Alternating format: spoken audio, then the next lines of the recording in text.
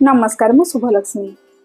किछि लोक भाबंती कि मु चीनी खाऊ नाही, मु डाएट रे अछि, मु मीठा जिंस छाड़ी सारलेनी, बट फिर भी मोर सुगर लेवल हाई अछि काहे कि जदि आपण माने भाबुचंती ओनली चीनी छाड़ी देले आपण को फ्यूचर केबे सुगर हेबो नाही तले आपण को धारणा भूल अछि। जदि हमर आई साइट रे किछि प्रॉब्लम आसिला, हम आखि रे किछि प्रॉब्लम आसिला ताहार भी कारण सुगर होई पारे। शरीर रे जदि ब्लड क्लॉट हेउनी ताहार भी कारण सुगर होई पारे।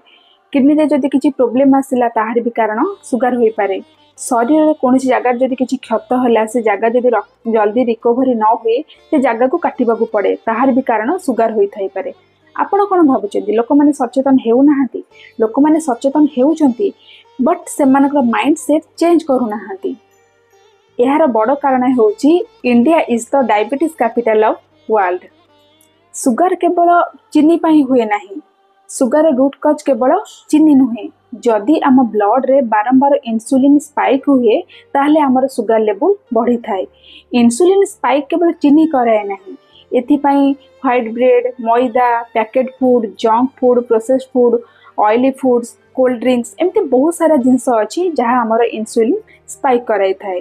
आपण माने आपणकर डेली हैबिट्स रे एवं फूड हैबिट्स रे परिवर्तन आनंतु। आपण माने जदि चाहूचंती गोटे हेल्दी लाइफ ए सब चेंज करी आपण गोटे हेल्दी लाइफ चाहूचंती ताहले आपण मो सह जोगाजोग करंतु।